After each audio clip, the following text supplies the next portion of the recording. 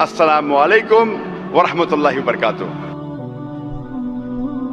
ناظرین، ان بچوں کی کشمکش کا اندازہ کوئی نہیں لگا سکتا جو مذاہب کے درمیان پیدا ہوئے، یعنی ماں کا مذہب اور باپ کا مذہب اور ہوتا ہے، اور دونوں کی کوشش ہوتی ہے کہ بچے ان کا مذاہب اپنائیں، اور اس کے لیے وہ بچوں کو پریشر بھی کرتے ہیں، اور اس کا نتیجہ یہ نکلتا ہے کہ بچے کسی مذہب کو نہیں مانتے اور ساری زندگی تذبذب کا شکار رہتے ہیں۔ ایسی ہی ایک خاتون ڈاکٹر ذاکر نائک کے پاس بھی آئی۔ اس کی گفتگو آپ کو ہندی اور اردو زبان میں ترجمہ کر کے سناتے ہیں۔ دوستو، اس خاتون نے کہا کہ میرا نام منیزہ ہے، میں 2 مذاہب میں پیدا ہوئی، والدہ عیسائی ہیں اور والد مسلمان تھے۔ میرے والد کے پاس میرے ساتھ گزارنے کے لیے زیادہ وقت نہیں تھا، تو میری تربیت والدہ نے کی اور انہوں نے مجھے عیسائی بنایا اور عیسائیت سے متعلق مجھے سب کچھ سمجھایا، مگر مجھے ابھی تک یہ نہیں پتا کہ میں کیا ہوں۔ میرے والد مسلمان ہیں تو اس حوالے سے مجھے بھی مسلمان ہونا چاہیے، مگر مجھے اسلام کے بارے میں پتہ ہی نہیں کہ مسلمان ہونا کیسا ہوتا ہے۔ My name is Munira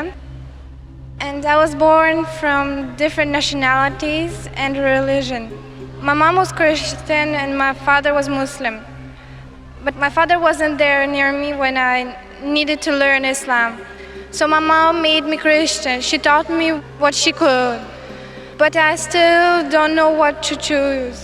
My father is Muslim and I have to be Muslim, but no one is forcing me.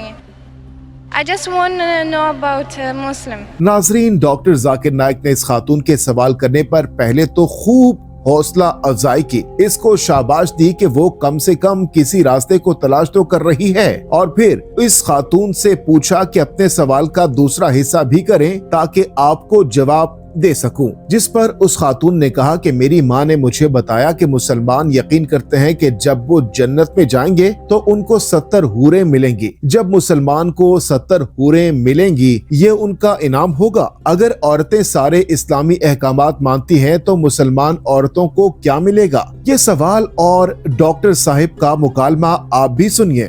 Sister asked a question that her father was a Muslim. You have a question, sister? My mother says that in heaven, by Muslim, men get 72 women. Good. Hur. But in Hur. But in Christian, we go to heaven with our family. And I want to know what kind of heaven in Muslim for women.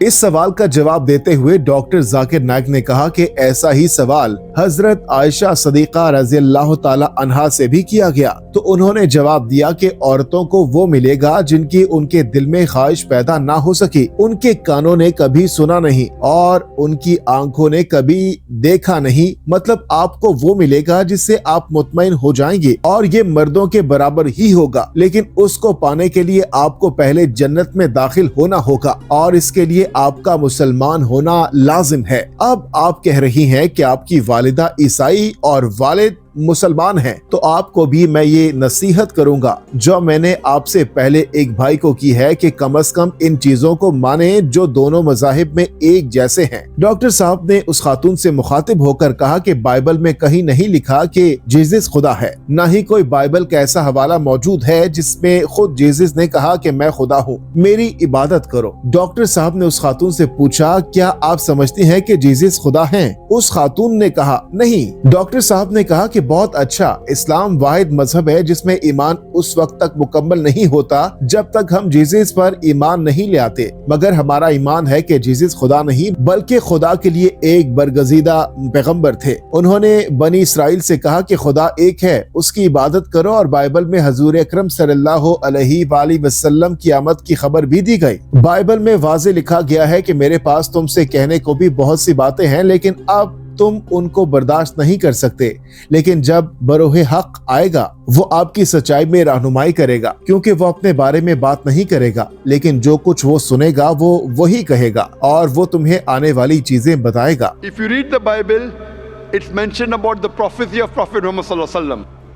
The prophecy of Muhammad sallallahu alaihi wasallam is also mentioned in the Old Testament as well as New Testament. Time will not permit me to give all the details. I'll only give you the references. It's mentioned in the book of Deuteronomy, chapter number 18, verse number 18, about the coming of Muhammad sallallahu alaihi wasallam. In the book of Deuteronomy, chapter number 18, verse number 19. In the book of Isaiah, chapter number 29, verse number 12. In the Song of Solomon, chapter number 5, verse number 16, Prophet Muhammad is mentioned by name, peace be upon him.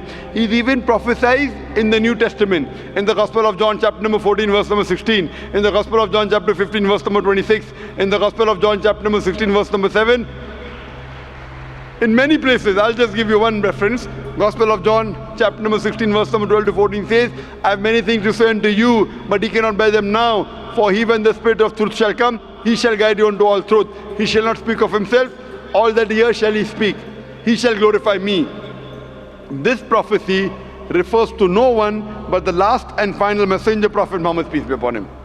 Doctor Zakir Naik ने उस खातून को कुरान पाक और Bible से मुख्तलिफ हवाले दिए कि दोनों आसमानी किताबों में लिखा है कि खुदा एक है, उसकी कोई शबी नहीं। हजरत मोहम्मद सल्लल्लाहु अलैहि वसल्लम के आखिरी पैगंबर हैं। दोनों किताबों में लिखा है कि शराब ना पियो, सूर का गोश्त ना खाओ। कुरान और बाइबल में लिखा है खवातीन को हिजाब करना चाहिए। बाइबल में लिखा है कि मर्दों को औरतों का लिबास और औरतों को मर्दों का लिबास नहीं पहनना चाहिए। बल्कि बाइबल में तो यहाँ तक लिखा है कि अगर खातून सर को नहीं ढांपती तो उसका गंजा कर देना चाहिए। बाइबल में अहकामात की खिलाफ वर्जी पर इतनी सख्ती है जितनी कुरान पाक में भी नहीं। डॉक्टर साहब ने उस खातून से पूछा कि क्या आपको आपकी माँ ने मदर मैरी की तस्वीर दिखाई है, जिस पर उस खातून ने कहा कि हाँ देखी है। तो डॉक्टर साहब ने बताया कि मदर मैरी की तस्वीर में उनका सिर्फ चेहरा और हाथ ही नजर आ रहे हैं, तो इस लिहाज से हिजाब तो आपको भी करना चाहिए। अगर आप अच्छी ईसाई और अच्छी मुसलमान बनना चाहती हैं तो इस पर अमल करें जो दोनों किताबों में एक सा है। इसके बाद डॉक्टर जाकिर नाइक ने उस खातून से पूछा कि क्या आपको यकीन है कि खुदा एक है? उसने जवाब दिया हाँ। डॉक्टर साहब ने पूछा आपको यकीन है कि हजरत मोहम्मद सल्लल्लाहु अलैहि वसल्लम अल्लाह के आखिरी पैगंबर हैं और जीसस भी खुदा नहीं बल्कि पैगंबर हैं? उस खातून ने कहा कि हाँ मुझे यकीन है। तो डॉक्टर साहब बोले कि कम से कम जिन चीजों पर मुसलमान होने के लिए ईमान लाना जरूरी है उन पर तो आपको ईमान पहले से है, तो क्या आप जबान से कलमा पढ़ना चाहते हैं? उस खातून ने कहा कि अभी मैं तैयार नहीं, अभी बहुत सी चीजें हैं जो मुझे नहीं पता। इस बात पर डॉक्टर साहब ने कहा कि आप दायरा इस्लाम में दाखिल हो जाएं, तरबियत तो साथ साथ होती रहती है। आप स्कूल में भी दाखिला लेते हैं तो पहले नर्सरी में पढ़ते हैं, फिर पहली दूसरी तीसरी क्लास पे जाते हैं, फिर कॉलेज और यूनिवर्सिटी में जाते हैं, तो इस्लाम भी इसी तरह है। उस खातून को अभी मजीद वक्त चाहिए था तो उसने मुआजरत की और कहा कि अभी नहीं, मगर इस्लाम को मजीद जानकर मैं ईमान लाऊंगी। ये गुफ्तगू आप भी सुनिए। So if you believe that there's only one God and you believe Prophet Muhammad is a messenger, so why don't you want to enter the fold of Islam? Because I don't know much of it. Fine. When you enter school, you don't know what is taught in standard 10. Do you know? Yes or no? When you enter school and you go to nursery, you learn more. As long as you agree, okay, fine. Now, when you enter school, you agree to follow the timetable of the school, you agree to follow the basic rules, and then you start learning more and more.